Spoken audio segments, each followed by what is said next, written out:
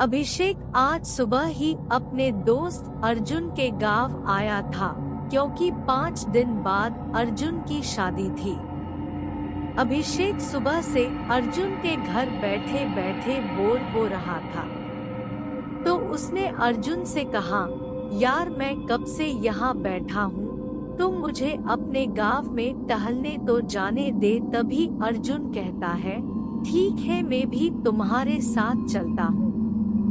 तभी अर्जुन की माँ उन दोनों को घर से बाहर जाते देखकर कहती है, तुम दोनों कहाँ जा रहे हो? यह सुनकर अर्जुन कहता है, कहीं नहीं माँ, बस अभिषेक को हमारा गांव देखने ले जा रहा हूँ। अर्जुन की माँ ने कहा, ठीक है, लेकिन रात होने से पहले वापस आ जाना। तुम हमारे गांव के बारे में तो जानते ही हो। अर्जुन ने कहा, हाँ माँ मुझे पता है। यह कहकर अर्जुन अभिषेक को गांव दिखाने ले जाता है। गांव बहुत बड़ा और सुंदर था। गांव में चहल पहल भी थी। अभिषेक को गांव में घूमने में मजा आने लगा। जब दोनों चल रहे होते हैं तो अर्जुन की माँ का फोन आता है।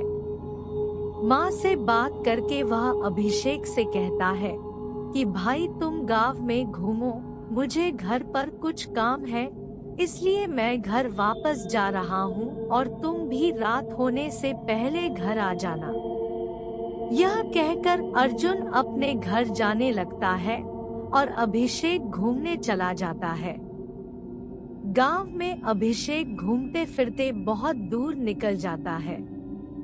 अब थोड़ा अंधेरा भी हो रहा था, इसलिए अभिषेक घर वापस जाने का फैसला करता है, लेकिन वह रास्ता भूल जाता है। इसलिए वह अर्जुन को बुलाने के लिए जेब से मोबाइल निकालता है, लेकिन मोबाइल में बैटरी बहुत कम थी। यार बात करने के बाद अगर फोन स्विच ऑफ हो जाए तो अच्छा है, यह कहकर वो अर्जुन को फोन लगाता है और जैसे ही अर्जुन फोन उठाता है और गुस्से में कहता है, अरे यार तुम अब भी गांव में घूम रहे हो, इतनी रात को घूमना अच्छा नहीं है। अभिषेक जवाब देते हुए कहते हैं, भाई आप पहले मेरी बात तो सुन लीजिए, मैं यहाँ हूँ। वहीं अभिषेक का फोन स्विच ऑफ हो जाता है। अब क्या करें? अभिषेक चिंतित हो जाता है, लेकिन धीरे धीरे आगे बढ़ने का फैसला करता है और सोचता है कि आगे जाकर किसी से पूछ लूंगा, लेकिन आसपास कोई नहीं दिखता। इस बात से अभिषेक बहुत हैरान हो जाता है, क्योंकि कुछ समय पहले गांव में काफी चहल पहल थी और अब पूरा गांव खामोश था। अभिषेक इधर उधर भटकता है, लेकिन अर्जुन के घर का रास्ता नहीं खोज पाता। 3 घंटे ऐसे ही निकल गए।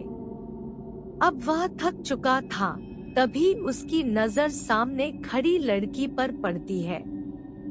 वह दुल्हन की तरह सजी हुई थी और अभिषेक को देखकर मुस्कुरा रही थी। तभी लड़की अभिषेक के पास जाकर कहती है, तुम आ गए, अब मेरे साथ चलो। अभिषेक को कुछ समझ नहीं आ रहा था। वह पागलों की तरह उसके साथ जा रहा था। कुछ देर बाद लड़की अभिषेक को सहरा बांध देती है और फिर उसे एक गड्ढे के पास ले जाती है। गड्ढे के अंदर का नजारा देखकर अभिषेक के पसीने छूट जाते हैं। उसका शरीर कांपने लगता है, क्योंकि गड्ढे में कुछ लड़कों के कटे हुए सिर पड़े थे और दाईं ओर एक कपड़े पहने हुए एक दूल्हा पड़ा हुआ था। अभिषेक में अचानक हिम्मत आ गई और वह दौड़ने लगा और तभी वही अचानक रुक गया, क्योंकि उसने देखा कि उसके सामने बिना सिर के कई सारे आदमी खड़े हुए थे। सभी ने शादी के कपड़े पहने हुए थे।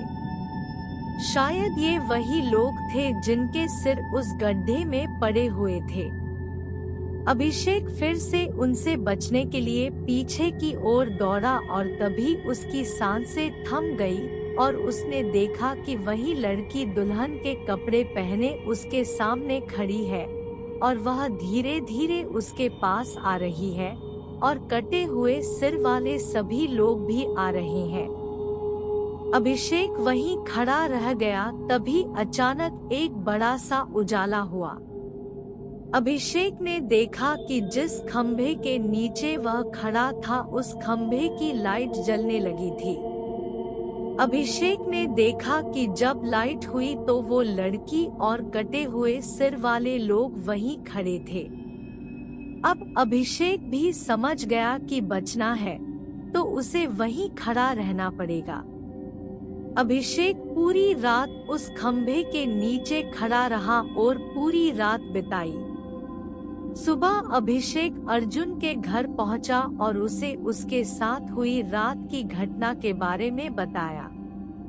तभी अर्जुन की मां ने अभिषेक को बताया कि उस दुल्हन का भूत सालों से इस गांव में भटक रहा है। जिस दिन उसकी शादी होनी थी उस दिन उस लड़की को किसी ने मार दिया था और उस दिन से जब भी गांव में शादी होती है तो वह किसी न किसी को मार ही डालती है। तुम इसलिए बच गए क्योंकि जिस खंभे के नीचे तुम खड़े हुए थे उसमें सफेद एलईडी लाइट लगी थी और कहा जाता है कि सफेद रोशनी में कोई भी भूतिया शक्ति अपनी शक्ति का प्रयोग नहीं कर सकती।